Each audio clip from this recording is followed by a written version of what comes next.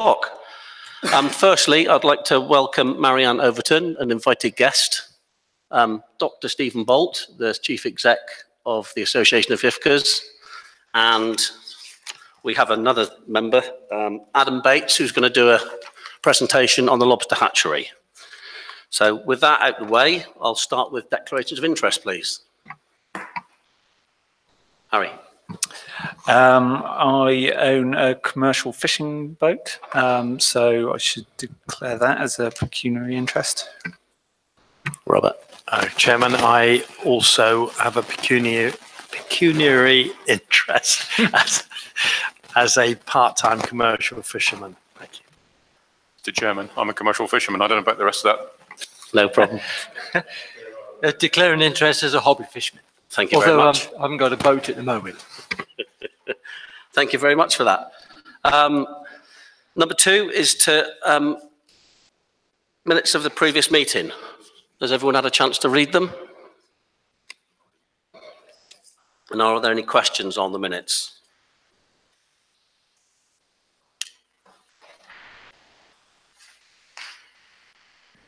No? So can I have a proposer, please? Proposed, seconded. Those in favour of the correct record? Thank you very much. Urgent items. I've just got one. We missed off the agenda, and apologies to Stephen Bolt. There will be an agenda item 11 where Stephen will give an update of where the IFCA is financially with the Association of IFCAs and New Burdens funding and everything else. So Stephen will give a good talk at agenda item 11. Okay. Right. So we'll start off with Part 1, reports requiring a decision. The Chief Officer Research Monitoring Update, and I'll hand you over to Tom. Thank you, Mr. Chairman. As I say in the introduction, and I hope everyone's got, there was a couple of people who said they didn't have minutes, but I hope everyone has had, the agenda items and the reports. Everyone's had have a copy now. This report is on research and monitoring. It's something that I'm adding to the regular reports that I would like to give to the committee. Because I think that, well, I certainly hope that our research will be growing in the coming years, and it's an opportunity for me to update you on what has happened and what I plan to happen.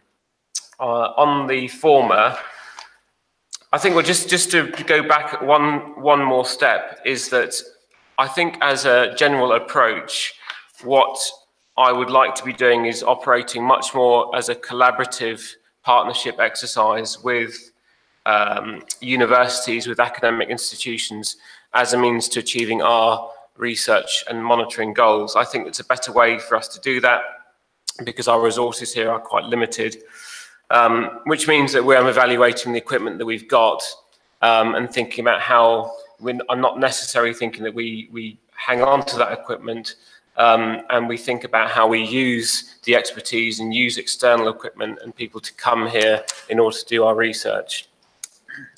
So a quick update. We had Plymouth University here in October. They brought with them towed video and baited videos. This was really a baseline for us, a pilot to see how this equipment worked. It is tough working here. We operated off Morver and Tim's boat with Terry Perkins skippering. Good conditions, but certainly challenging underwater because of the highly contoured nature. So the baited video we thought worked really well, and is a potential approach we can use for monitoring changes in the mobile fauna, the crabs, crawfish, lobsters, and fish and things like that. The towed video we think works, but we need to be a bit more careful about where we operate. Certainly some of the highly contoured areas, particularly to the east of St Mary's, might be too difficult. And this is why we're talking to Tim and examining the potential of using divers as the additional way that we can get good monitoring done on our reefs. So I think my initial sense, we're writing the report as I speak, but my initial sense is this technology does have merit. It does have potential, but it needs to be seen in a larger suite of different technologies and different approaches that we use. The other thing I'd like to draw your attention to is the potential new research projects. The first thing is the monitoring that I've talked about, I hope is going to be a springboard for us to do more monitoring, to innovate. And this is really something which has come down to us from DEFRA, from Treasuries, to question how we are innovating, how we are improving the monitoring. And it's a huge challenge, as Tim has pointed out to me in the past. You know, we in any marine environment, it's very difficult to sort out the different changes which are taking place, and to say why those changes are taking place, to understand the peaks and troughs of changes in the marine environment, and to understand why those are taking place, and to be able to monitor them effectively. But I think we can aspire to do so, and I think with better technology and better organisation, I think we can find out more about the marine environment here. And the challenge to all of us, I think, is the Isles of Scilly is a relatively small area. I think there's fantastic environment that we can test out some of those technologies. So very much within the same theme that the islands are going in general, I think we can also apply to the marine environment. The last thing I'd like to talk about, and I know that Adam is going to talk about, I've mentioned the genetic tagging lobsters in point 14, is the use of marine natural capital.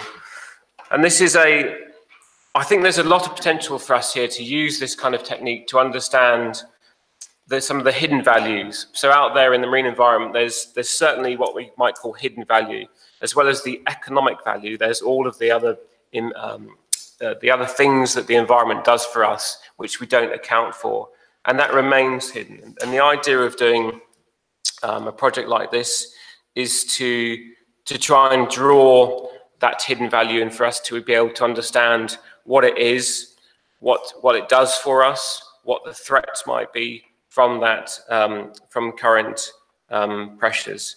So I'm working initially with Plymouth University and a couple of other organisations to see what we can do here. So it's very much in the exploratory phase at the moment, but I think it has certainly has strong application for us here on Scilly. Thank you, Tom. Any questions for Tom? Tim? Yes, I was only going to reiterate what he was saying about project together.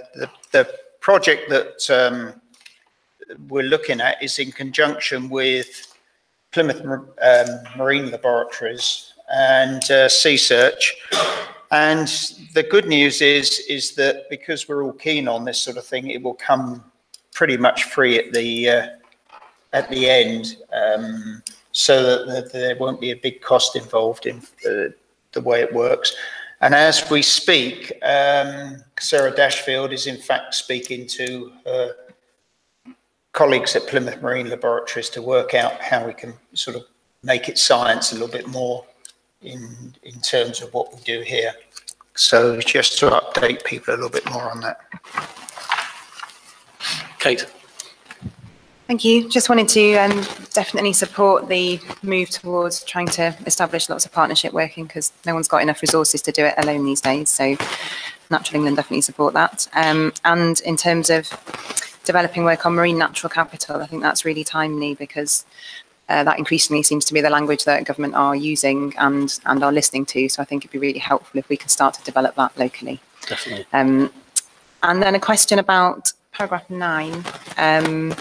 Just about the equipment that the IFCA have, the underwater camera unit. So there's a sort of initial conclusion here that it's not effective for us to deploy and use this at the moment. So I just wondered, is that an ongoing, what can we do about that? Can we use the equipment? Can someone else use it? Can we earn some money from it?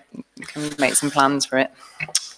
Yeah, it's an interesting question. The challenge when we buy expensive bits of capital equipment, I think it's only worthwhile if we're using them enough that value is justified. So what I'm starting to do is, from the value of all that equipment, which was bought in 2013, Steve, that was when you were here, and DEFRA, I think, gave us from some overspend and from, sorry, not overspend, underspend, and from money that they had, we invested possibly up to £30,000 in equipment like that.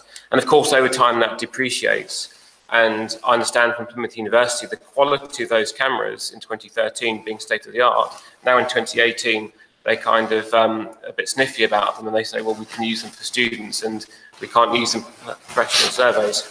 And that's the reality, is technology moves on so fast. For us to have a very expensive piece of equipment that's not used regularly, I think is not good value for money. So and this is something I'm working on, I'd like to perhaps bring to the future, to the meeting in December. But what I'm thinking is that we can, well, there's two options. That some of this equipment is given to Cornwall in exchange for them doing surveys for us. But we need to work out exactly what that agreement would be. And the second is simply we look to sell that equipment and use the money to go into our reserves for us to commission our own survey. So I think that the general principle is I don't think this sort of highly high value equipment is right for us to have, because we don't use it often enough to get the value back. But secondly, I think we need to have good partnerships to how we use the data better. Are you comfortable with that? Yeah, I think that's a good answer too. Thank you for that. Steve? Yeah, two questions, Chairman. One connected with paragraph 14. Do we still donate £300 a year to the National Lobster Hatchery? That's the first question. And the second question is, when is the prisoner being brought in? Thanks, Stephen. I think we don't donate any more to National Lobster Hatchery. I think I'm not aware of any money going out. But one of the reasons why Adam is here is precisely because, and why Ricky and I were in Padstow in July, is because I want to build on that relationship with National Lobster Hatchery. I think the research they do is excellent and really interesting for us. It's so relevant because our fishery is so, the value of the lobsters is so important for us. So I think it serves two purposes. One, a purely commercial one, and secondly, in aspects of pure science, understanding the more we understand about the lobsters and the ecology of lobsters provides a huge added value to all of us and helps us make better decisions about the management of that lobster fishery, which is notoriously complex to manage because we know so little about it. Yeah, thank you, Tom. The reason I asked it is because I've always regarded it as brilliant value. I mean, £300 a year for all the juvenile releases that we got from a National Lobster Hatchery were incredible value. I think well, I'll leave that question unanswered, but I think what I can promise is plenty of input in kind from my time and Ricky's time and boat time and all those kind of things. There's so much pressure on our own budgets. It's really difficult for us to, and as you'll come to actually in the next item, it's really difficult for us to think about giving extra money away. But we'll approach this perhaps with Adam in terms of making. And what I can also say is we can provide them with time to help develop funding proposals and all that kind of thing. So it's help in time, I think, perhaps at this stage. Okay. Any other questions? Nope. Thank you, Tom, for that. We'll move on to agenda item 5, an operational update. From this, I'd like to highlight 2 or 3 things. The good news, and this has been something which has been discussed for over a year and a half now. In fact, we have agreement from EMFF for £74,000 worth of funding for a new boat. The Matt Lethbridge has been challenging for us this season.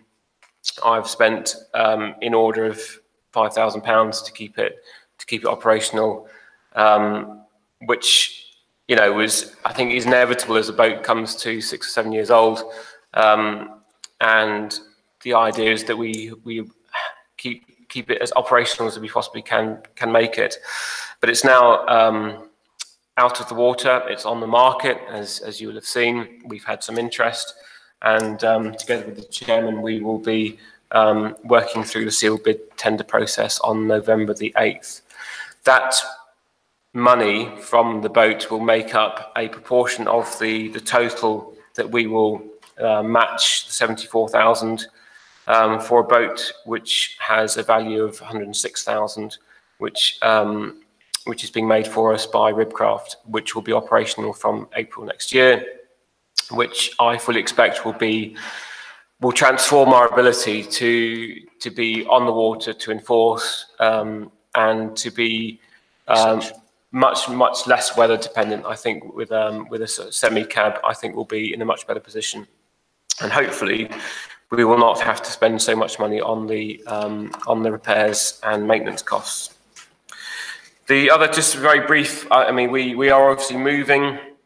Carn Thomas is being closed down, which has implications for where we keep our kit, but that's something that I'm working out.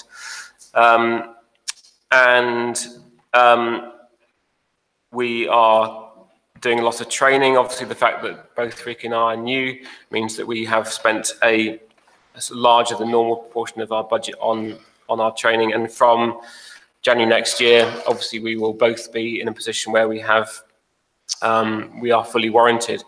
It's been a challenge, as you're all aware, through this season, the fact that I don't have a warrant, and I didn't have as much of the seagoing experience as I needed to for us to be fully operational as an enforcement team. But that will, I'm hoping that will be transformed next year. The last point on 14 is that this, although the permission was sought, this didn't happen. And as I referred to my answer to Kate Sugar, we might not have to spend this money if in return for them doing the surveys and doing the processing, we exchange equipment. But I'm working out the value and the depreciation of our equipment. So this remains a possibility rather than a finality. Okay, firstly, I'd just like to reassure members regarding the new boat when it does arrive in April. As to previous meetings, we agreed that there would be a ship's husband or two, if you can recollect to that. And I think when the new boat arrives, 2 members of the committee will become ship's husbands to make sure the boat is in good order. And it will also be a help and comfort for Tom and Ricky. There's no disrespect to them at all with the new boat. I'm trying to assure members that the new boat will be up to a standard all the time. So I hope that's clear enough. Steve. Yes, Chairman, thank you. Just a question briefly on 12, paragraph 12. Surely the date is a mistake. The enforcement course in Torquay is usually in February. Yes, that is a mistake. Thank you very much, Steve. It should be February 2019. Yeah, the reason why it's a mistake is because we're attending a pre-course in November with Eddie Derriman doing 3 days, because for us to be thrown directly into that enforcement course, he recommended us doing a pre-course. So that's just a conflation of 2 dates, which I had in my mind. So thank you for the clarification. Robert. Thank you, Chairman. No, I'd just like to concur with your point about how the new boat will be looked after. But I would reiterate that for those members that are not aware that it's actually not been the responsibility of our current Chief Fisheries Officer. That's why I just said, Rick, it's no reflection on... No, the problems were with the previous staff. Yeah. And I'd just like to think now that we'll be in a better place with the new boat. Thank you. Definitely. Yeah. Thank you for them comments. Any other comments for Tom? Questions? Okay. Thank you for that. We shall move on to agenda item 6, compliance and enforcement. I'd just like to, before Tom goes on with this one, it says the decision is needed. It's not. We've clarified that and gone through the archives, and it is already in hand. So we don't need to debate about 110 landing size, okay? So with that, I'll hand you over to Tom. Thank you.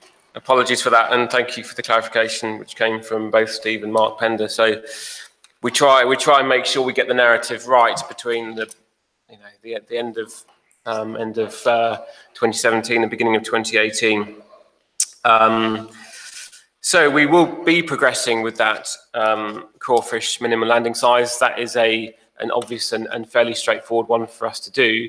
Although, as I've now been told, DEFRA are putting all of this kind of work on hold and focusing purely on Brexit. So it is unlikely, although we might finish our end of the deal, I think it's unlikely that the bylaw will be progressed in less than 6 months. So it will go into the system.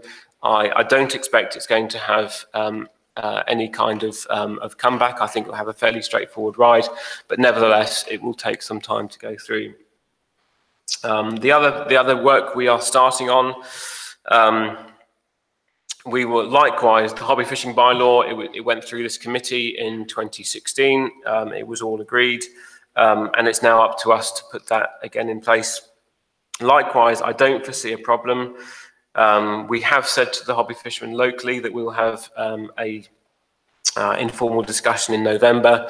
As Stephen has pointed out in the past, it's not easy to reach this constituency, but we've done our best to get the message out there. And the third major piece of work is on the review of the fishing gear permit bylaw. There isn't a standard practice for how you go about a review, but I think the most important thing for us to establish is what that bylaw has done well, what people feel it's not doing well, what we can do to improve it. And we've already initiated that discussions. We've had some very useful feedback from some of the members here. And what I'm proposing to do is put together a paper which I'll bring for the December meeting, which will set out a timetable and a more specific detail of intent of what that bylaw might look like and what we can try and do to make sure it continues to provide the protection and the sustainable management that it's always had in its several iterations. As far as I know, it's gone back to the 1970s, but it's been around for quite a few decades. So it's important for us to review and think about what it does well and how we can make sure it does what we need it to do into the future. That's the key things I want to think.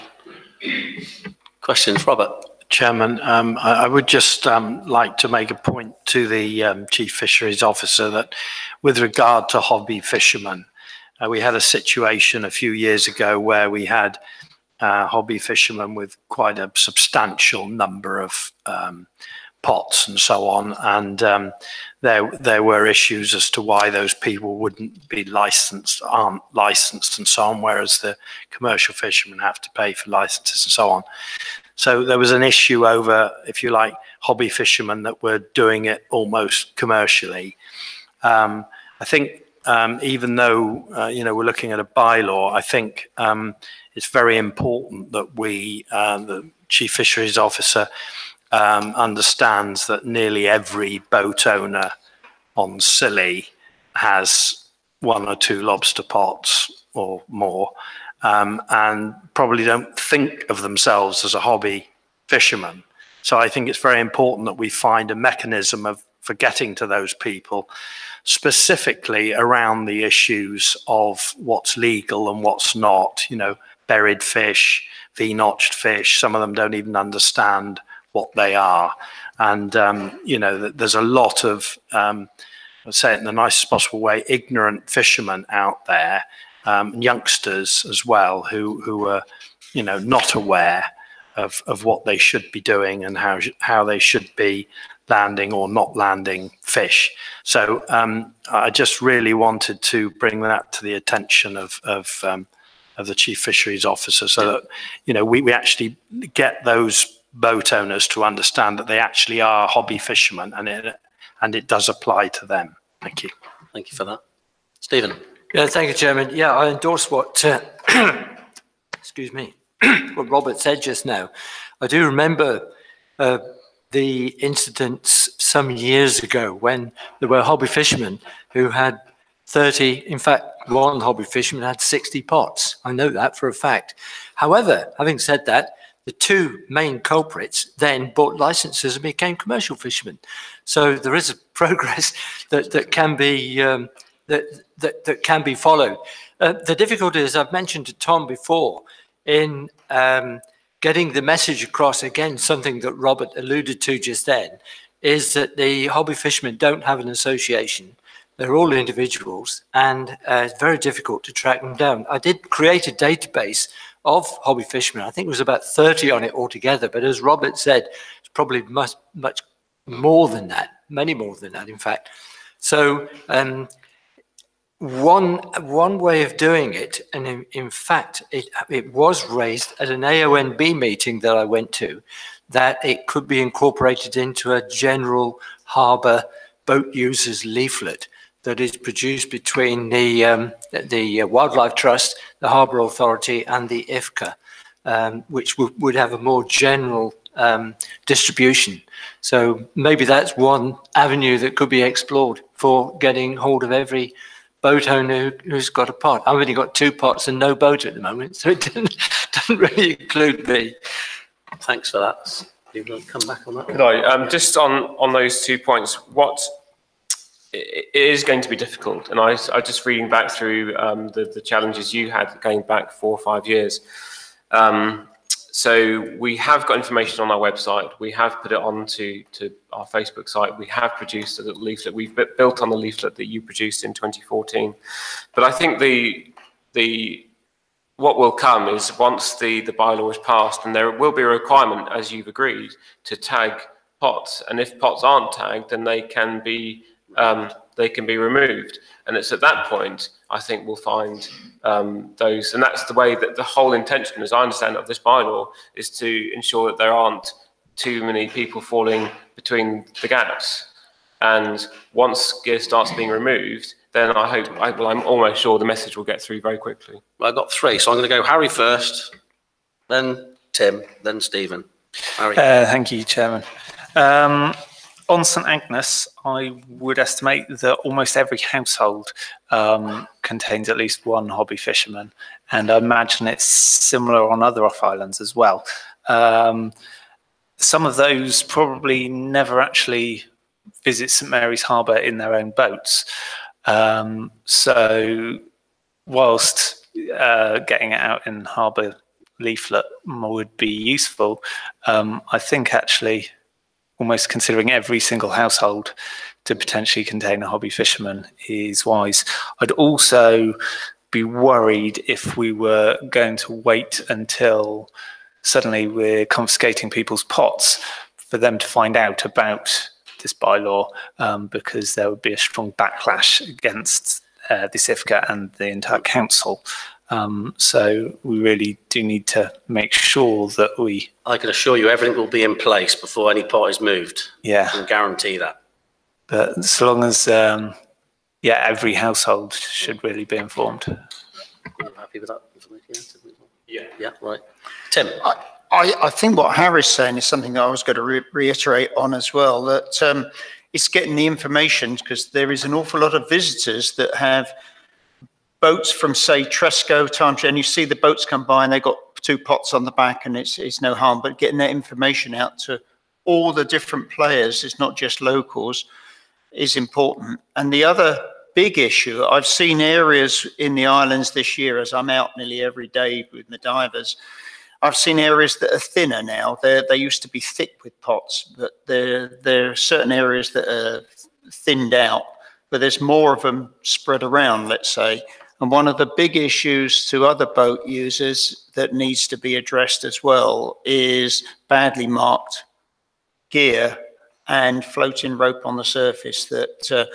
And I say that from a chap who ends up cutting it out of various people's propeller during the year.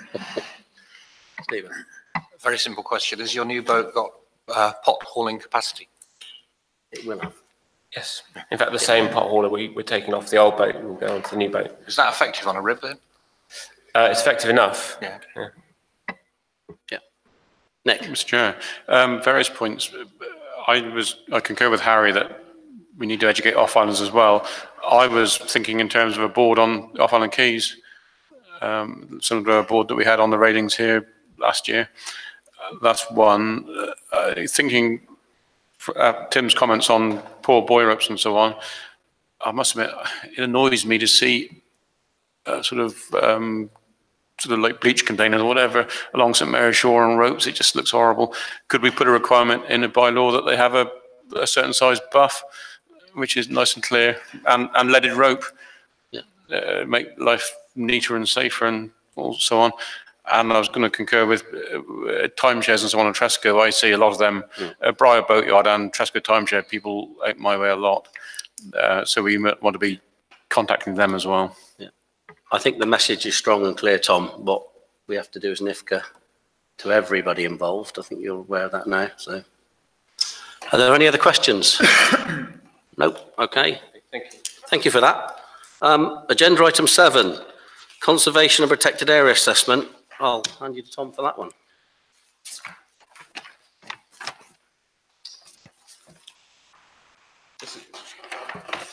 Thank you. This is a very brief one, really, just to say the work is ongoing. I'm currently prioritising our work on the Bristows to Stones. I feel the reason I can prioritise that one is because I feel the data we have for that site is much, much better.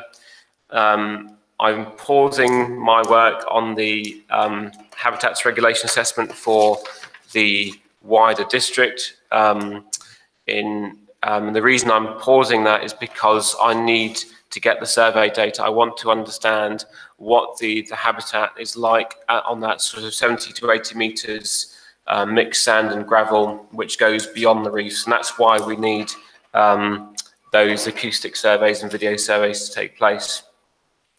For the Bristows to Stones, however, we do have the photo evidence which Tim has gathered for us in August this year. We do have local knowledge on fishing activity, so I think that's something that I would like to progress and finish off this year, with the intention of finishing off the HRA next year. And I am working closely with Kate, so she's aware of what we're producing and what we're not. But it's important that we get our evidence, we get our data in place. Certainly now, I think the evidence bar nationally has been raised. I think we need, the more we know, the better it will inform these kind of assessments and the better quality they will be. Okay. Personally, from the chair, Tim, I'd like to thank you for all your hard work on this. You're probably one of our better divers on Scilly, and some of the evidence and photographs that you've done on a personal level for this IFCA are outstanding, and I'd like to thank you for that. Any other questions on that? No? Okay, thank you for that. Thank you, Tom, for your reports. Right, I hope you've all read agenda item 8, Finding Larry. It's sparked one or two things. The local radio station would like to do a slot on it. Social media has been asking about it. The report was from a Dr. Charlie Ellis, who's contactable on his website, and Adam Bates from the Padstow Hatchery is over to do a presentation on this. It's up to members today if you want to make a decision. I'll go for this first. I think it's right to say it before Adam does his presentation. Obviously, there's going to be a cost, which we'll have to debate on it. There'll be lots of questions, I'm sure. So whether we can make a decision today, or this is just to start the ball rolling, I'll throw that out to the members now for discussion. But what I'll do now is hand you over to Adam. Do you want the projector? Yes, please, yeah. Do we have a clicker as well? Can I sit here and then you can... Yep. Will do. That will do it. Quite right. You can't take a decision unless members want to. But Tim, can you stretch over for me and just push that the orange button? That's the one. There we go. All right. We're on.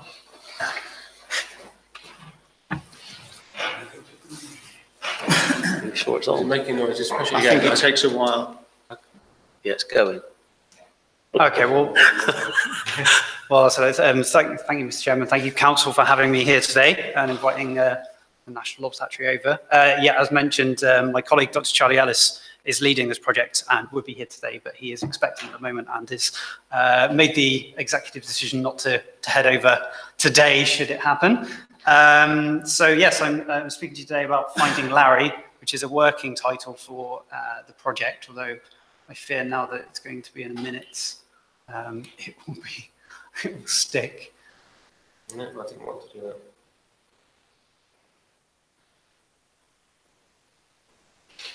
And as mentioned, at the moment, there is no funding secured for the project, so it is a preliminary kind of pitch for the project, gauge support and kind of ideas.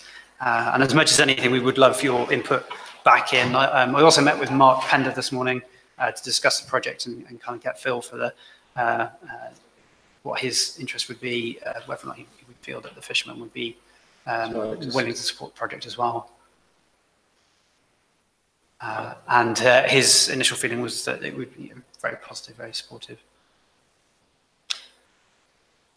So I will get there from a technical point of view. It's always a problem, PowerPoint, isn't it? There we go. Excellent. Okay, so unfortunately we can't read, I don't know if everyone's going to read that on there. So I don't know if everyone is very familiar with the National Lobster Hatchery, but we rear and release juvenile lobsters all around Cornwall and the Isles of Scilly and into Devon as well. The proof of principle came from Colin Bannister's work in the 80s, proving that released lobsters did recruit into the natural population, getting the lobsters through the early larval phase where there is high mortality was key to kind of increasing survival, and ultimately the aim is to increase recruitment into the population to keep the fishery healthy. One problem with this still is we don't know the quantity of lobsters that make it on to maturity though. There's still a kind of deficit in that knowledge as to how many of our lobsters that we release finally make it into the population, how long that takes, and if there's any kind of movement or demographic shift whilst they're going through these. So these are still big fundamental questions that we don't know. Whilst we know that the overall premise is sound, we don't know, we haven't quantified that. So really we're looking to work that out, and we're really not going to read this from here. The Finding Larry project will dovetail into our current flagship research project called Lobster Grower 2, which is running out of St Austell Bay at West Country Mussels. So we've had that project running now for the last 2 years. This is the third and final year, and it will finish at the end of this year.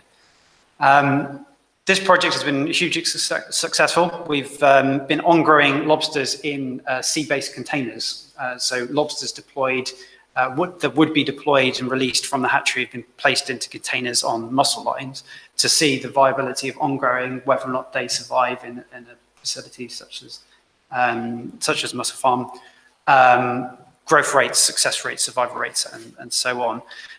This now means, though, and it's been very successful, that we have approximately 10 to 15,000 1, 2, and 3-year-old lobsters, which have been growing very successfully. And this indeed, no, that's the wrong one. Oh, that's no go. This one in the middle is one of our older lobsters, and you can see it's a considerable size after only a couple of years. So they're growing very well, very healthily, and we will have all of these lobsters to release next year. The firm deadline for releasing these lobsters is September next year, September 19. So the hard deadline for doing something with these lobsters will be there next September. The hope is that with some support with funding and the opportunity, we'll be able to run this as an actual research project in its own right. So with the provenance of knowing when these lobsters are deployed, how old they are, the different cohorts, we can release these into a target area and monitor for survival and recruitment into the population. The hope is that we can do it with our normal deployed lobsters at stage 5 or 6. So these are about 2 or 3 months old, and at the same time release some of our 1-year-old lobsters, which are the slightly smaller but still very well developed juveniles from the Lobster Grower 2 program. At the same time, we would then release some of the older ones and then monitor after a year to see basically if there's a spike in the demographics. So this would be undersized lobsters and see if these have been recruited into there. Key to this, we really need in the first year, before we do any releases, to do an assessment on the ground of the stock. So this would need work from the fisheries, from the IFCA boats, or from the fishermen, to basically do a thorough assessment of the population that we already have, specifically the undersized lobsters. So we would probably need to work with fishermen to work out how best to accurately catch and record those ones. Do we need to put modified pots down to make sure that we're not losing the very smallest animals? And that might require dispensation. I don't know how that would. This is one of the questions we need to answer. And just get an idea of what we already have on the ground. At the end of the summer, we'll do the release into targeted areas. And then next year, sorry, the following year, so 2020, do another survey to see how that progresses on. The initial part of the project is to look at just for that demographic shift. Can we detect the difference between the populations before and after? So it's called a BACI, before and after, control, I can't remember what the I stands for, impact. Thank you, Tom. And that would provide quite a good resource in its own right.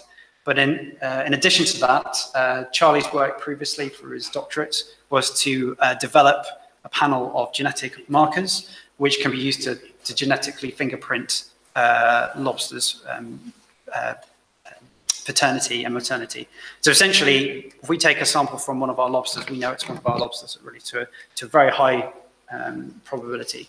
So once we've released the lobsters into the environment here, we will be able to detect once caught again that it was one of our lobsters. We wouldn't tell exactly which one it was, but we would know that it was one of our lobsters. So that's rather than just looking for a spike in the numbers of a certain size group, we could also look for a specific genetic fingerprint, which would be quite a unique tool to be able to do. And obviously this project would help provide proof of concept for doing that as well. So that would be quite a useful thing.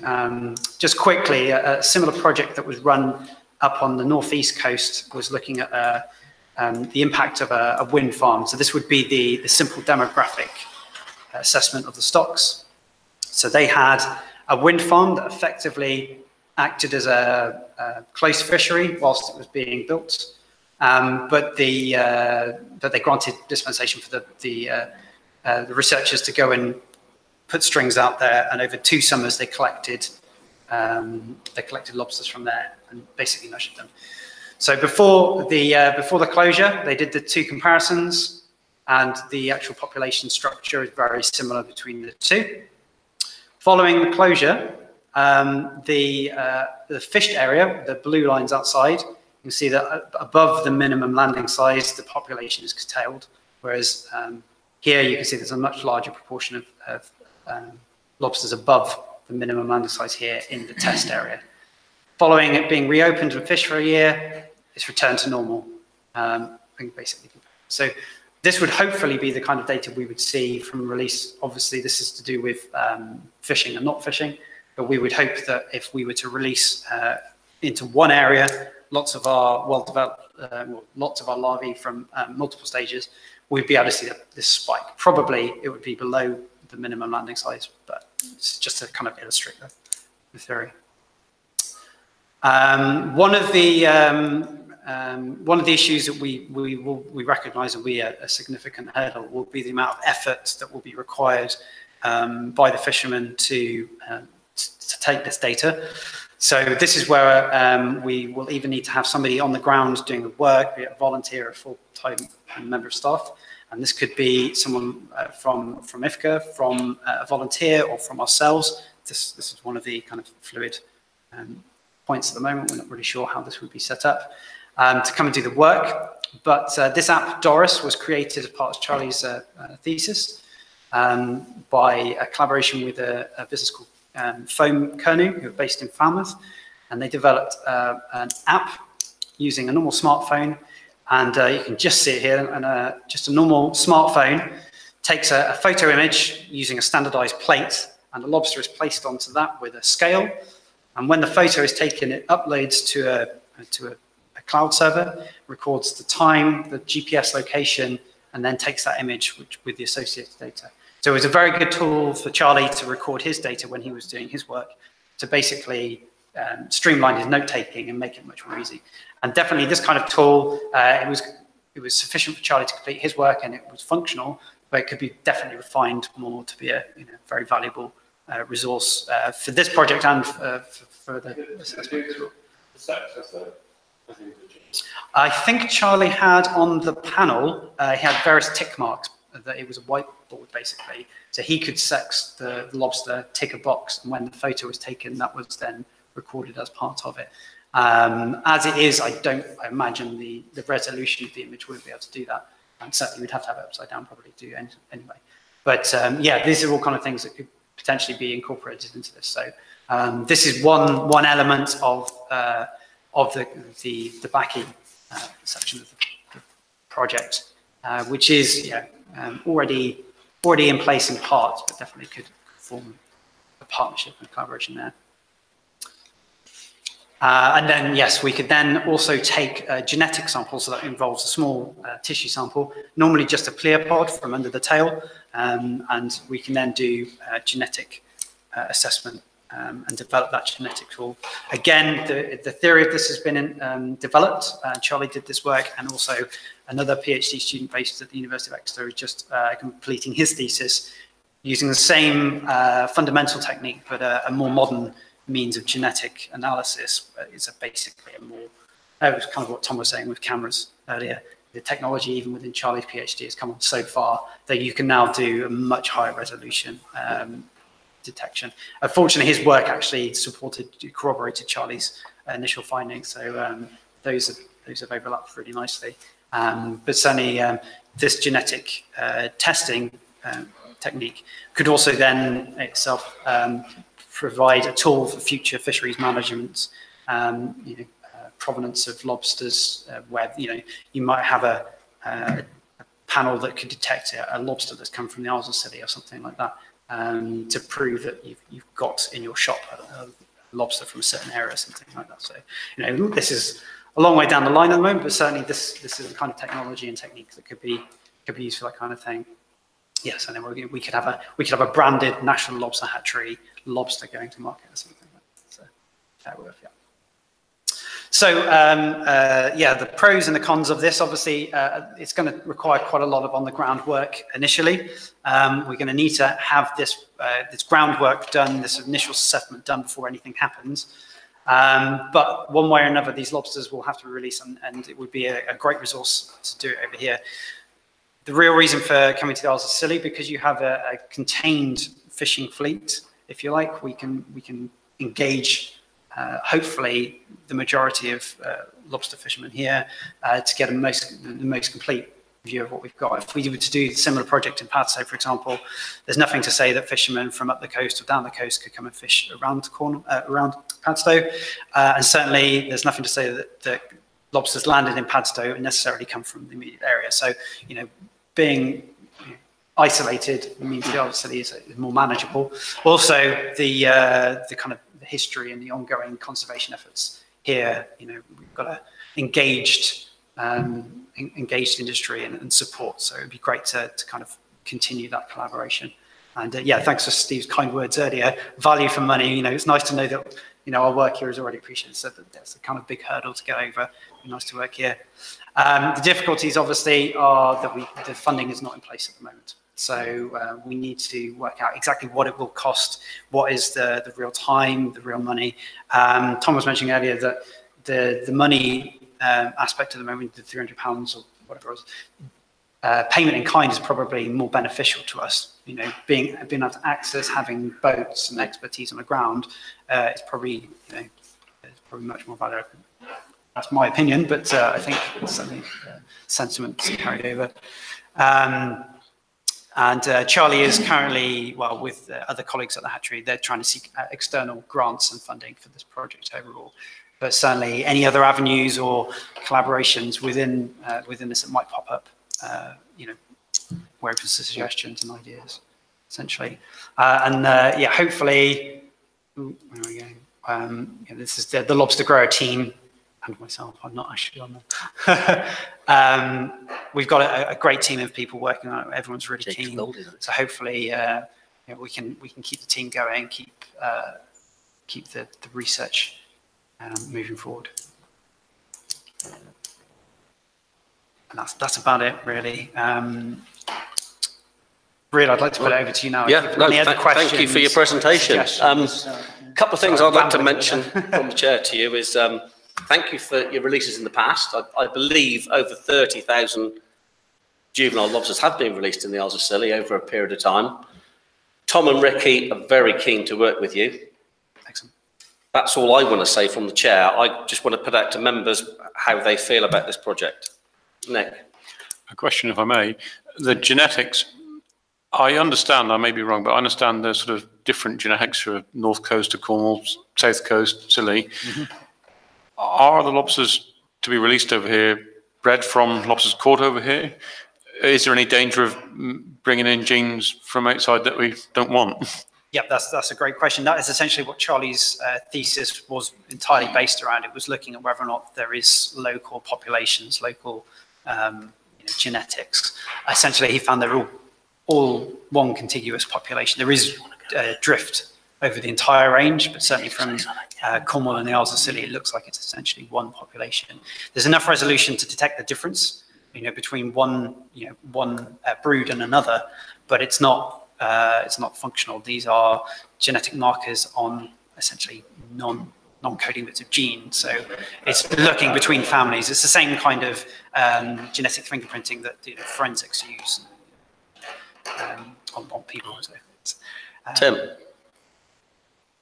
Yeah, as I was saying to you earlier, we've been involved in probably your last 10 dozen releases here. Actually taking them down there and distributing them in areas, and I can organise a team again, and I'm sure that we would be happy to be on board if needed. We just need some notice as far as we're concerned. Yeah. Sorry. So I just had a thought with that one as well. I didn't mention during that.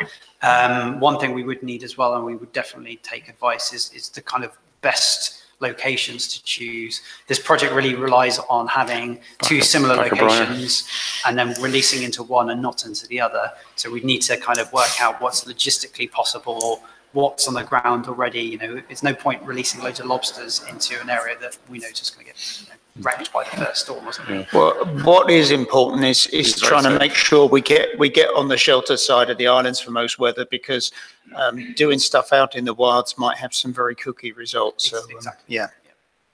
Nick, did you want to come back? Yeah, please. I would say they'd be very safe at the back of Brian. But anyway, we have to. Am I right in thinking that what you're looking to measure is going to be a lot smaller than the tagged fish that we sampled years ago? Yes, yeah. So, well, certainly the smaller end of the ones we release will be the normal releases that we do are probably only an inch. So the data from the tagging wouldn't be comprehensive enough. No, it was. No. Doesn't I mean, definitely. Smaller. So from the tagging project that was done a few years ago here, we can definitely use that data to support findings and use knowledge from that to build it.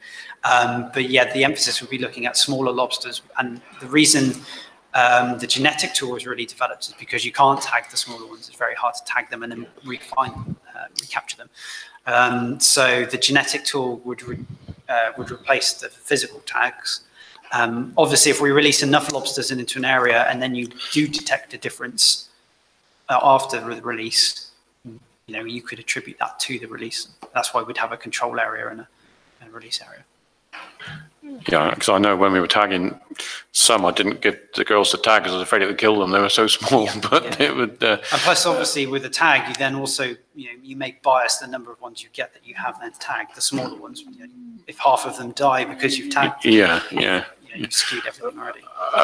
From a practical point of view, I don't think it's practical to expect fishermen to actually take the measurements. I don't think it would be physically possible. It's a struggle sometimes to have a tagger on board, but it just isn't going to happen. But I mean, I'd be very happy to have somebody along with me, but it would have to be somebody from outside to do it, I think. Yeah. Okay. Adam, you've got a lot of interest now, so I'm going to have Kate, Robert, and then Steve. Thanks. Just a question. Is the sort of before-after aspect of it complicated at all by the fact that we have had these 30,000 releases? Well, actually, we've only done a few releases of very, very few numbers in the last couple of years. So we are hoping, mostly by accident more than anything else, that any residual numbers from those should be easily distributed.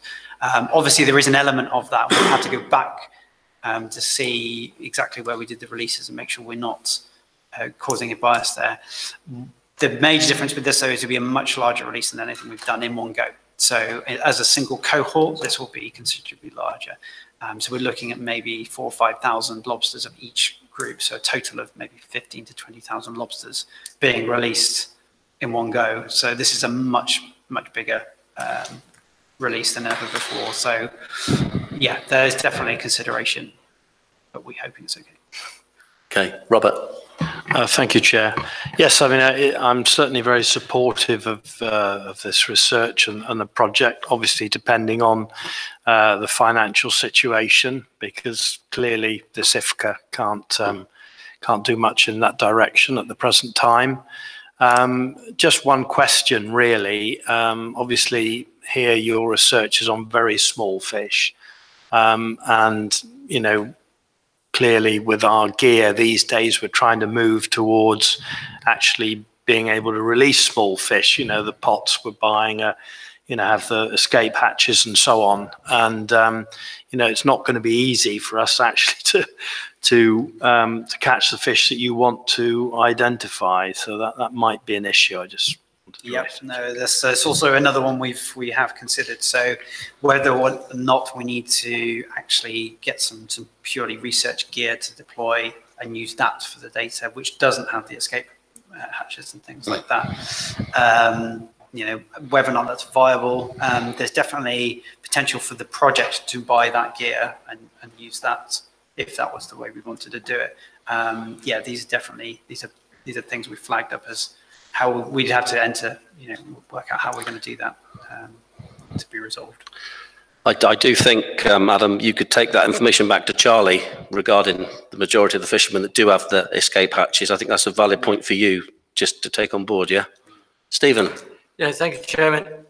Perhaps I should have added, when I made the comment about good value, £300 a year to the Lobster Hatchery, I should have added that it also depends on the good service of Tim Alsop, who's been on every release and provided services free. I remember the very first one when all the juvenile lobsters were funneled down a stainless pipe down to the bottom, and Tim and his team were trying to beat the wrasse away before they had all the juvenile lobsters. And I'm glad to see the technique has changed since then. Those cylindrical containers are much better for releasing them. But yeah, I thought I should have added that as well as good value from the services from the National Lobster Hatchery, we also depended on Tim also. Yeah, entirely. Thank you very much. I think, can you take away from this meeting today that I think it's supported from all members. We won't take a vote on it. I think if you need time from the officers involved and the boat when it arrives, I think I can okay that it's okay to use that. Financially, I don't think we can commit at this present meeting. I think if you can go away with that and you're comfortable with that, I think that's the way forward. One element that may come into it is that for a lot of funding applications, grant proposals, a lot of these need partnership. I mean, the hatchery, for example, well, we're a charity, so we don't qualify for certain things. And we're also not over a certain financial size that we're eligible for certain projects. So it might be, for some of them, that IFCA could be the de facto lead, even if they're not financially leading or something like that, if that makes sense. Yeah. No. But again, that's very dependent on where we're applying for funding and things like that. But more of a kind of a commitment to the project rather than a financial commitment might be more beneficial in many ways. I'll go with Stephen next. Yeah, very quickly. You can quantify the help in time. You could quantify that as a financial contribution, right? Even if you wanted the match funding in terms of getting grants, etc., you don't have to give them a check. Yeah, help in kind. You can help in kind. You can quantify in terms of pounds, which we can commit to. Did you want to? Yeah. On your presentation, you were saying that it's been a couple of years, and you mentioned it again since we had a release. We released 1,200 last year. I just checked on my computer. So I don't know where that got lost in. We did actually. So that was that last summer?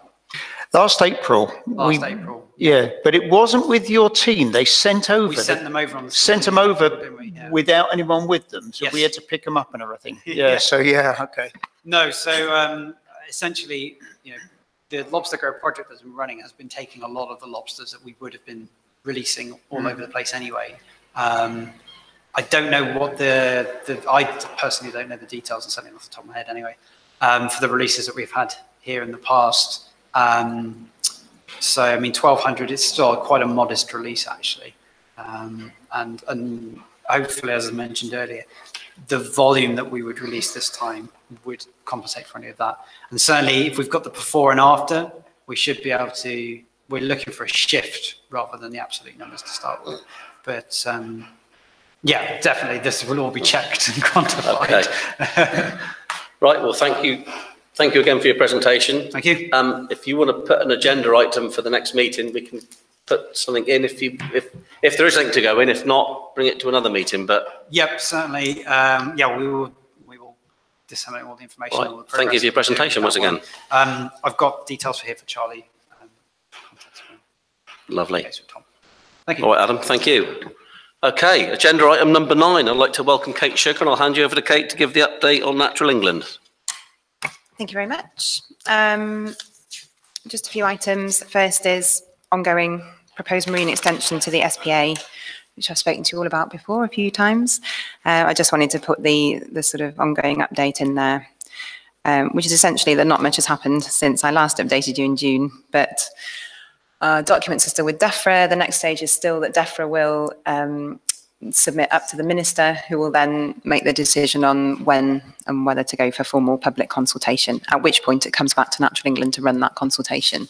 So as soon as we get the go-ahead, we'll be back in touch to arrange meetings, talk to whoever wants to talk about it. I do say that on the current timetable, formal consultation is expected to be announced this autumn, but that was before all the recent sort of communications from DEFRA about how much resource is being directed to EU exit. So who knows, it might be on hold while they work that out. But we shall see, and I will let you know as soon as I hear anything. MCZs, that's another, just for information, there were a few additional features proposed for addition to your existing MCZs, and that consultation closed, and the sort of information is being looked at now. The commitment is to designate sites and features. They've got a year after the public consultation starts, which was the 8th of June this summer. So by the 8th of June next summer, there'll be a decision and designations. Survey monitoring, we've again had the annual seagrass diving survey within the SAC this year. So that was July, August this year, and we're just awaiting the final report from that survey. And then ongoing work with the IFCA about sort of management advice for our protected areas. And one update under conservation advice.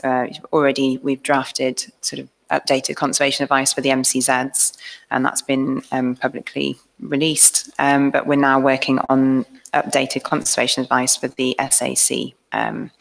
Hopefully by sort of mid-2019, we'll have a new package of conservation advice for that site. Thank you.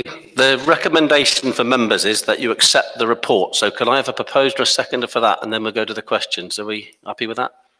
Proposed by, yeah, seconded. Those in favour that we accept the report? Thank you very much. Right, questions for Kate, please. Any? Just one brief one, Kate. On paragraph 5, MCZ consultation, it says currently assessing any new ecological evidence, etc., through the public consultation. Has there been any, and how valuable was it? For Scilly, there has been, but quite limited. So the features that were proposed for addition were stalk jellyfish and a giant goby. This is apart from the additional habitat features for Bristows to the stones, but for the sort of more inshore MCZs, it was quite minor additions to features, if they don't mind me saying that. But so there was some evidence, because actually our specialist team came over in, I can't remember when, the summer, yeah, July possibly, which was very nice for them. I think 3 of them came over to hunt stalk jellyfish. I mean, look for, not capture. So yeah, so there's some evidence from them. They found some stalk jellyfish and they found the giant gobies. So it's good quality evidence, and it just supports the designation of those features in those sites. But yeah. Any other questions? No. Thank you for your report, Kate. Agenda item 10 is the MMO update, and I'd like to introduce you to David Milligan. Thank you.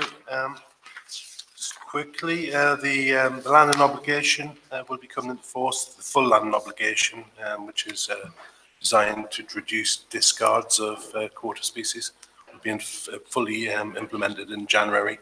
The full details have still not been released yet to MMO staff either, but we'll be getting briefed on that very soon, and will be made public shortly afterwards.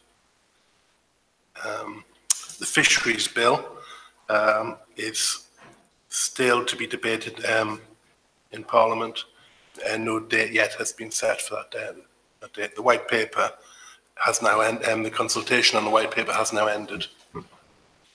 The bill will still be debated in Parliament. So this is going to be connected with Brexit, obviously. Bluefin tuna, there's been an awful lot in our waters this year. I think a lot's been reported on Scilly too. There is no recreational or commercial quota at all for bluefin tuna. None should be ever brought to shore alive under any circumstances. Only if it's caught accidentally, it should be released. The only reason to bring it on board a boat is to free it from a hook and then release it back into the wild. There is some talk that perhaps next year there may be some limited recreational quota obtained. We'll have to wait and see. There's, just while you're on that, there's a possibility of tagging. A possibility, isn't there? There is a tagging scheme currently. That's what I was currently in use by Exeter University. They have a dispensation for that, and certain boats have been included in their programme and have been given their special dispensation. It's very, very limited, and they're under very strict instructions as to how they do it and where they do it, and they have to report when they're going out. It's but yeah, there's certainly. Okay, thank you for that. The bass update is that recreational anglers can now retain 1 bass per person per day. That was previously a total ban. I don't think it's much bass caught on. It's a rarity. I don't think so. There's a couple of things I wanted to say extra to what's in here. Is that all right? Yes, sure. Continue, yeah.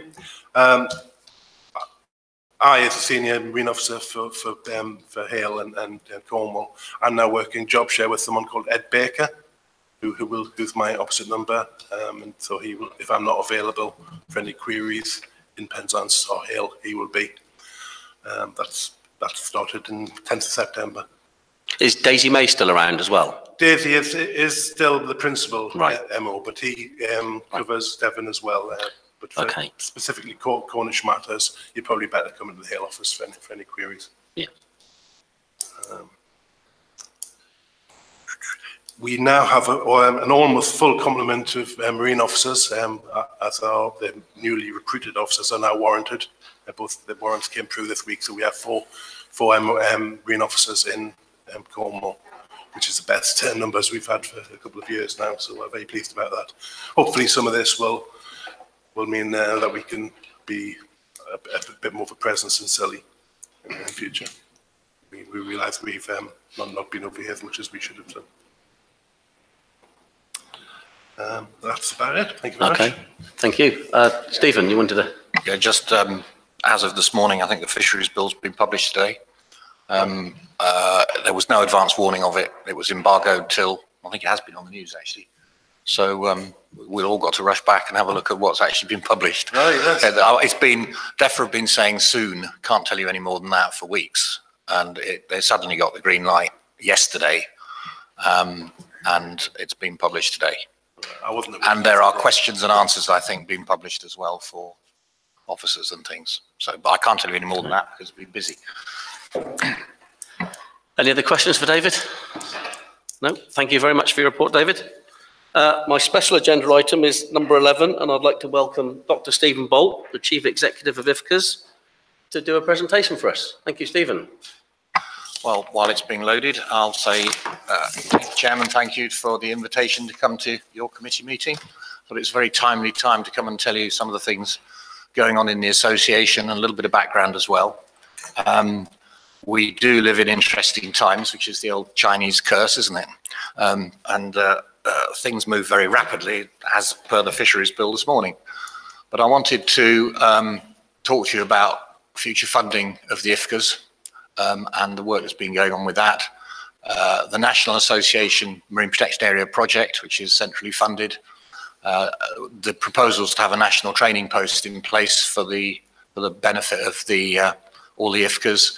A tiny bit on the fact that we are going to, after 7 years of operations, we're going to review the association to see how we move forward, and then I'll talk a little bit about EU exit, although you're welcome to ask me questions, but I probably won't be able to tell you a huge amount more than you can glean from the newspapers and the news. But I do attend on behalf of the IFCAs, actually today I can't attend because I'm here, various EU exit working groups and EU exit boards, etc., on behalf of the IFCAs. I'll just say, before I go on to the future funding, the Marine Act, when it made, just to give some people, if you haven't been aware, the Marine Act, which enacted the IFCAs formally in April 2011, also gave provision for an association to be formed. DESFA were very keen on having that. So as part of the new burdens funding, which I'll talk about in a minute, 13,000 per IFCA was allocated to each of the IFCAs, and then I levied the IFCAs, which effectively runs the association, which is, there's myself full-time and a 2-day-a-week part-time finance and admin assistant. We're a private limited company, we've got articles, and I'm run by effectively the directors, which are the chief officers, and members, which are the chief officers and the chairs of all 10 IFCAs. So that's how we run. But from your perspective, the new burdens money, when the IFCAs were formed, the Marine Act says the cost of the IFCAs, the funding authorities have a statutory duty to fund the IFCAs. So the funding authorities in Isles of Scilly is a single funding authority, and in Cornwall is a single funding authority, but in everybody else it's a joint committee of a whole raft of different. So Eastern IFCA is Lincolnshire, Norfolk and Suffolk, and some of the IFCAs have about 12 funding authorities, which makes the makeup of these committee meetings considerably bigger than you have here. But at the time the IFCAs were formulated, above and beyond the sea fisheries committees, it was recognised that having conservation and effectively marine protected areas was a massive new burden, and government new burdens policy is that the sponsoring body, in this case DEFRA, would make up the difference to the funding authorities. So in most cases and across the piece, the funding authorities fund about 2/3 of the IFCAs, and the central DEFRA funds 1/3. So 3 million across all 10 IFCAs is new burdens, and 6 million is funding authorities. This committee is very unusual in that it is 85% funded by new burdens, so 85% funded centrally, because the new burdens in the Isles of Scilly with all the conservation areas is such a big change. I'd just like to, while Stephen's on that point, that since the IFCA was formed from the sea fisheries to the IFCA, it always has run like that. Yes. Percentage-wise, just so members are aware.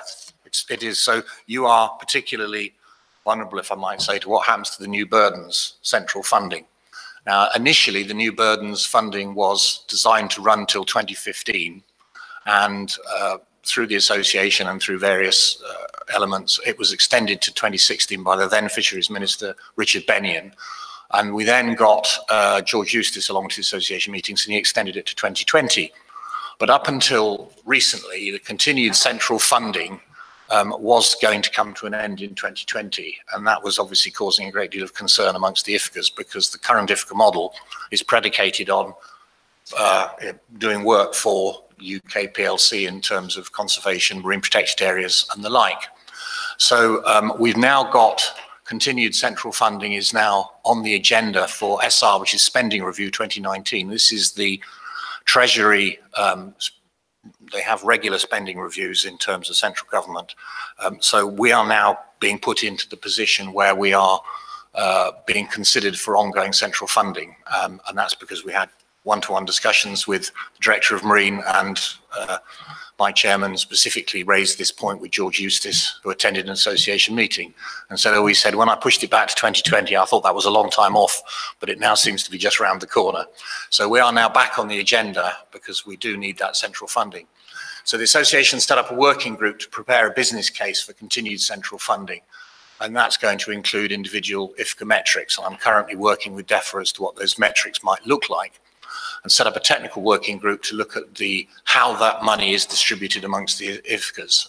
And that's another work stream. So we want to look at the 3 million is distributed in a very uneven way across the IFCAs, depending on how many population, depending on marine protected areas, depending on all sorts of things and special cases, and is very variable.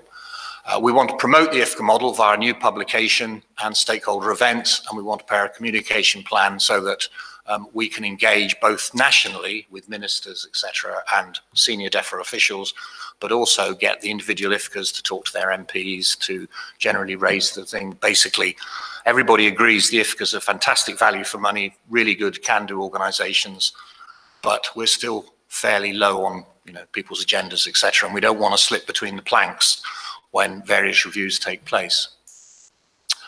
So that was basically what we're doing in terms of trying to make sure that the IFCAs get future funding, and I'm in discussions with, I had a meeting this morning, yes, with the Chief Executive to talk about the future as to how we can move forward in terms of future funding. So all very positive. Another project we're doing is DEFRA. I did like to make from the chair, I had a personal meeting with you as well. True. I had a meeting with you last night. I met with you one-to-one, well, not one-to-one, two-to-one, because Tom was there as well. I've had various meetings, for the record, in order to make sure that we're engaging with the local IFCA, because in particular, this IFCA is vulnerable to central funding, and you would struggle, I suggest, if central funding was not ongoing. I'll go through the whole lot and then we'll take questions if that's all right. Yeah. In addition to this, last year, over the period of implementation in marine protected areas, I've sought to collate marine protected area information and feed that into DEFRA, and I would get lots of questions from ministers asking how many bylaws have been put in place to protect MPAs, what's the square kilometres of ground that has been closed to bottom-towed gear, and trying to bring together the data from all 10 IFCAs has been quite a challenge. So I got 45,000 from DEFRA to set up a project which has a project officer, effectively one FTE, but it's split into 3 people, to collate all the information and get the information into a GIS system. And the aims of the project was to collate, and that's one of Tim's pictures, of course, collate, analyse and promote, if that's me in the picture, on one of your MCZs with my son, I think. 7 stones. It's 7 stones, is it? There you go. So that's the one at 7 stones that Tim nicely took. To promote IFCA and IFCA partners' progress in assessing and managing fishing activities within English and inshore marine protected areas. We're working with the partners as well. In fact, been in strong contact with Natural England over this. And at the end of the year, we will have we'll have a coordinated collation and reporting of MPA progress by the individual IFCAs, and we've got the 1-year funding at the moment, and I'm currently seeking, and I'm quite optimistic that that will be extended for a further year. It has a number of outputs. We'll take the idea of the published glossy. That one, which you should have seen at the top, is on my website, and I can get hard copies as well. That was very well received, and that's in general, does talk about MPAs, but not specifically. So I want to have a document which actually has at least a double-page spread for each IFCA, including the Isles of Scilly, to actually say what we've done in terms of marine protected areas. There's a lot of backlash at times about marine protected areas being paper parks and not managed. And I want to be able to demonstrate that the IFCAs have put in place a lot of active management, voluntary measures, all sorts of things, which have actually delivered. And it looks like we're going to be able to launch that in the House of Parliament on the 12th of Feb. We've got a sponsoring MP. I've got the Churchill room to launch that, and Natural England are being involved in that. I'm also hoping that document will have a double-page spread from Natural England, MMO, and even better, an introduction from DEFRA or a DEFRA minister. We're really going onto the front foot, and we're seeking future funding on that. So watch this space on that. The The IFCA here will undoubtedly be invited to the launch. It'd be good to get somebody from here there, because your work will be in it. So that's quite an exciting initiative that we're carrying out at the moment. It's actually being run out of Southern IFCA, but it is an association project. And we'll also have the GIS-based portal on the association website, so people can go onto the website and click on a marine protected area, and it'll tell you what management measures are in place, etc., etc. That will be, and it'll be much easier for me to gather information when I get a ministerial question. In past, I've had to give up, given statistics on what's been happening. I've had to put health warnings in because I've had to subjectively interpret that, and then the next thing, it's actually announced in Parliament, and those numbers are taken as black and white, and I get quite nervous about that. And this will hopefully get better quality assurance on the data that we've all done. There's a huge amount of work across all 10 IFCAs, not least ours are silly, in terms of putting management measures in on designated sites. We've come a long way since 2012 when all this kicked off. The national training post has now been advertised. I think the closing date is tomorrow. And we've got a couple of applicants, and that will be able to coordinate training courses. It's going to be funded by the various IFCAs with partly by a small contribution, and actually in this case the other IFCAs have agreed the Isles of Scilly a much smaller fee than the other IFCAs, which is related to the size of your budget. And then it'll be cost recovery when people actually attend courses like the Torquay course and other things like that. But ultimately it's going to be underwritten by the association reserves, which are taking a bit of a hit this year. Because we may not be able to cost recover all the costs, but it will be a national resource that all the IFCAs, including Isles of Scilly, can put in place. We've decided, the directors have decided this is a really good time we should be looking at the association. We've maintained a standstill budget since 2011, and we've managed to negotiate over £1 million of extra funds from DEFRA in the form of capital equipment, one of which was the camera that this IFCA bought. But also since then we've bought a whole raft of equipment actually the association own, which are available for all the IFCAs to use, and they're actually insured by the association, so there's no cost involved there. So we've got drop-down cameras, side stands, sonar. We've got a sonar camera, which is particularly useful on the east coast where the visibility is very poor. We look at Sabularia reefs and things like that. But it's time, we think it's time to reevaluate the association, which has been going for 7 years. Our funding is directly linked into the new burdens funding. So if the new burdens funding were to cease, then the association would evaporate. And my reserves, which are quite healthy at the moment, are likely to be reduced with the current funding model. EU exit. We responded to the Fisheries White Paper consultation, and I got some good input from the various members and various IFCAs. And there is a suggestion in there which is backed up by some of the other submissions to the White Paper consultation, that the IFCAs should extend our area to 12 nautical miles. And we already know that the MMO are going to have to extend their areas out to the 200 or the median line, because when we become an independent coastal state, potentially at the end of March next year, the current situation where the 12 to 200 is managed by the common fisheries policies in the EU will revert to UK control. So the MMO are having their bylaw powers extended as part of the Fisheries Bill. The Fisheries Bill is due out soon, as in this morning. And every time I have a briefing from DEFRA and they say soon, I almost burst out laughing, because that is the stock phrase. Everything is going to be soon. DEFRA have circulated a whole raft of no-deal scenarios, including fisheries, and what's going to happen on no deal, which is on their website. It's worth going to have a look at. It's frightening reading, actually. But the thing that has been alluded to and may come into things like MPAs and bylaws, etc., is the day job of DEFRA is now being fairly severely delayed and put back. And that includes our conduct and operations report to Parliament. I don't know if you're aware, but part of the Marine Act is that every 4 years, the Secretary of State puts a report to Parliament. The first one was put in March 2015. The next one is due now. They may sneak it in before we really get into a sort of, it's almost a moratorium coming up to EU exit, but I don't know that for sure. Our bylaw making process which has been clunky. The Marine Act was supposed to make the bylaw making process easier. Well, he's laughing. And it's recognised that it's actually a very clunky process. Bylaws can take years to make.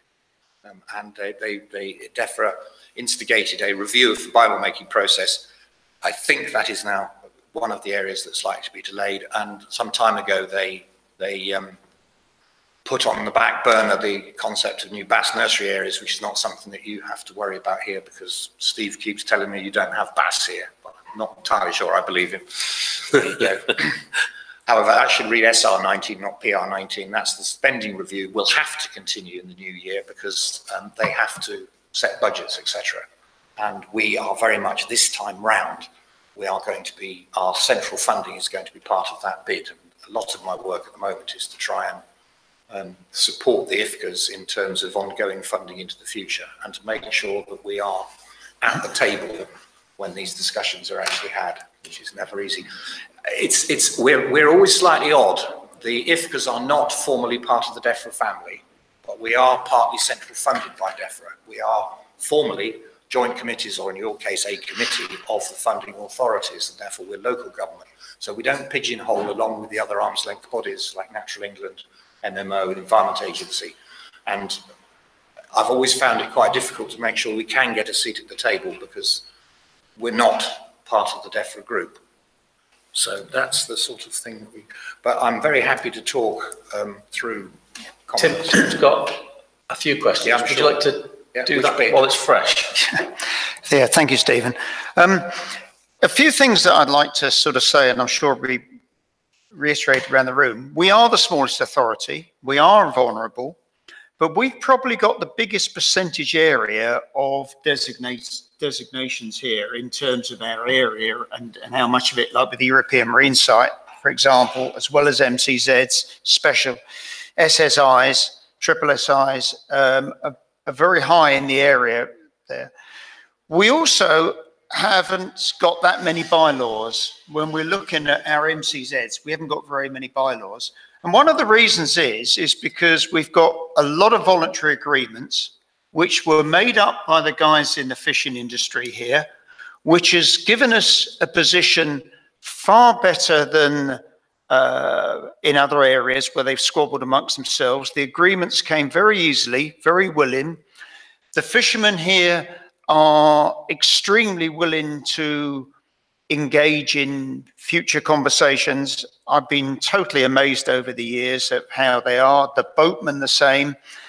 And therefore, instead of having expensive, immovable bylaws, we've got a flexible system here that can be tweaked, moved around, has been proved in the past. But I hope that doesn't sort of fly under the radar at some time regarding just because there isn't a lot of bylaws protecting the MCZs.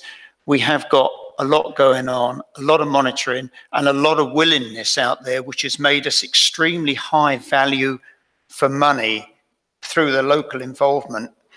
And I did see this coming, and although it might not be the best written thing, I did send a paper to Stephen via our association when Steve was still doing it, pointing out for future reference of the success we've had of working together. And, you know, obviously great credit to all the fishermen and participants out there, which has made us what we are. And I hope that doesn't sort of get lost in translation because we're a small community. Yeah, I'll respond to that. Certainly, in the MPA project, the other measures other than bylaws are very, very much in there, and they are recorded and they're recommended. I mean, the two comments you said, you've probably got a high proportion. You've certainly got a high proportion. Kent and Essex has an incredibly high proportion of their area is actually designated, and others also have. But the voluntary measures is really interesting, and this is my observations only. I mean, there's two things. The NGOs in particular say you can't use voluntary measures on European marine sites because that's not what the habitats regulations say. But you are in a unique position, and it's back to your isolation. A lot of the voluntary measures that are tried in other areas, and other people do voluntary measures, although you have the biggest number of them, they work very well where you have a local fisherman. They tend to fall down where you have a peripatetic fleet coming in from outside. who will simply ignore it. So if you get your scallopers coming down from Scotland in Northumberland or whatever, and I know you've potentially got challenges in that area, but generally speaking, your fishermen are all your local community. So having a voluntary measure works better. I always do think, having said that, that if you, even in an area where you don't have that level of isolation, you do have other boats coming in, still a good idea to go through the voluntary measures, because if you get the agreements of fishermen on board and then it's clearly not working, then to put in a bylaw is a much easier process, because the fishermen will tend to self-regulate. The local fishermen will tend to self-regulate. They'll come beating on your door saying, those nasty people over there are doing what we're not supposed to do. Please, can you put a bylaw in place to stop them? But your voluntary measure won't do that. But you're in this unique situation where you can get, you've also got quite a small community to actually get agreements in place. I just on that subject, I was challenged with this before about people coming in from outside, and we do get some Penzance, Newlyn fishing boats in here doing potting and so forth. And I was given the phone numbers of several of these people, and I did a little bit of straw poll as to what would happen a few years ago if they came in and found there was voluntary agreements. How would they look at it? And the answer is that they're coming to our area to operate, and they need the assistance of the guys here in various guises. And they wouldn't do anything that would hack off the locals, was the comments I got. So because we are isolated, yeah, we have got an advantage, yeah. I mean, that's certainly not the case in some other places. Chairman, I would just like to say that it's very good of Tim to be giving credit to the fishermen here for this situation that we're in, where we are an example to other IFCAs, but actually it comes back to Tim, and if it wasn't for him holding us all together, we wouldn't be in that situation. So I'd like thanks to him to be recorded, please. Definitely, yeah, that will be. Stephen, have you got? I mean, any other questions? Are there any other questions? If I could, Mr. Chair, yeah. Another specific example of a voluntary agreement working, as has already been mentioned, in 2016, the fishermen agreed, well, the Fishermen's Association agreed to increase the minimum landing size for crawfish to 110 mil, which the bylaw hasn't actually been written yet, but I do know that fishermen are not landing. Fishermen are landing to 110 mil, and they're not to 95, so yeah, we're doing it even though the bylaw's not written. And that just reiterates the joint working we have and the relationship with that. It was the fishermen that came to us after, I think it was my third year as chair, and it was daunting. It was in this room, and 50 fishermen came in, wellies, waders, the lot. And questions were chucked at us because we were contemplating making a bylaw. We didn't have to make a bylaw. We didn't have to spend 2,000 quid. They came up with a solution to the problem and adhered to it. That, as I said to you at the private meeting, we're one of the exemplary IFCAs.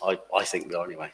And I'm sure you'll take that back. I do use the Isles as exemplar. Unfortunately, it's not necessarily representative of the other areas.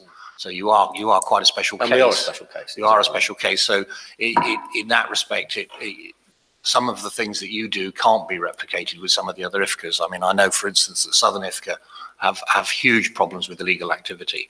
And what we say, and it's in that leaflet, is that the job of the IFCAs is to make sure, it's not to prosecute, it's to make sure that the vast majority of law-abiding fishermen aren't disadvantaged by one or two, or in some cases quite a lot, of fishermen who want to bend the rules for their own financial benefit and fly too close to wind. So that's where, I mean, in places like some of the other IFCAs, that's been a huge challenge.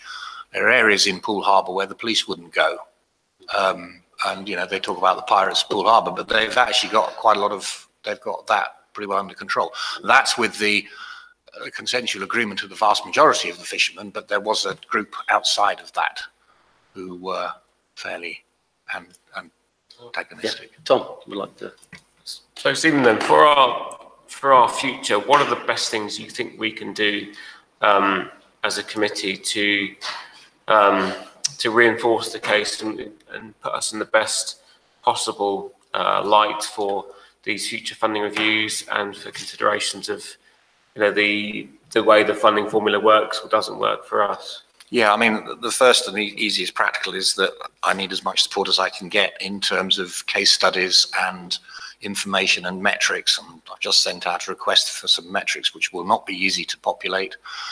All of this will help support the national initiatives to maintain the central funding, but at the same time you can use your connections at a local level to make sure that the IFCAs are on the agenda, the importance of the IFCAs are on the agenda, and things like the fairer funding review of local authority funding.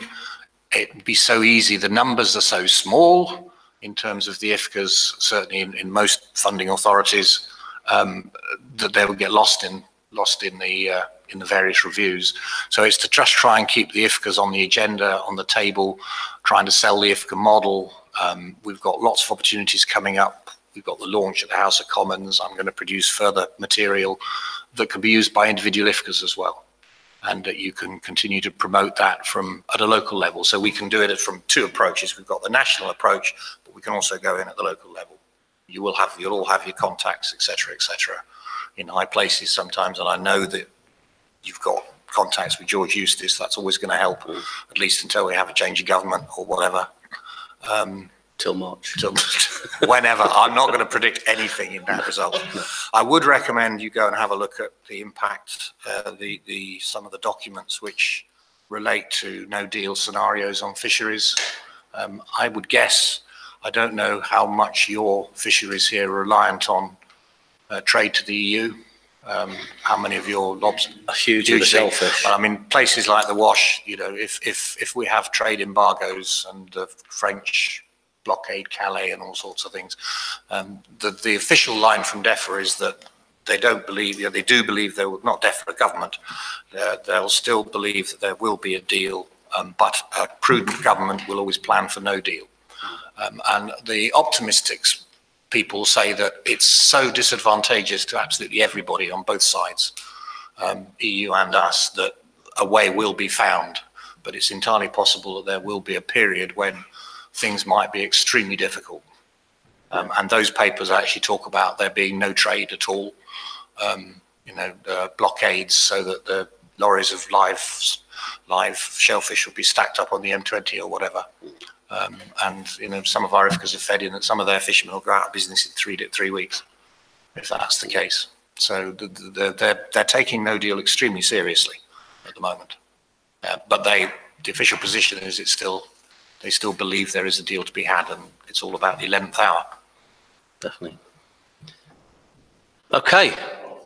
Well, I'd like to thank you for your presentation. I'd also like to thank my mainland visitor, Marianne, for coming. I hope you enjoyed the meeting.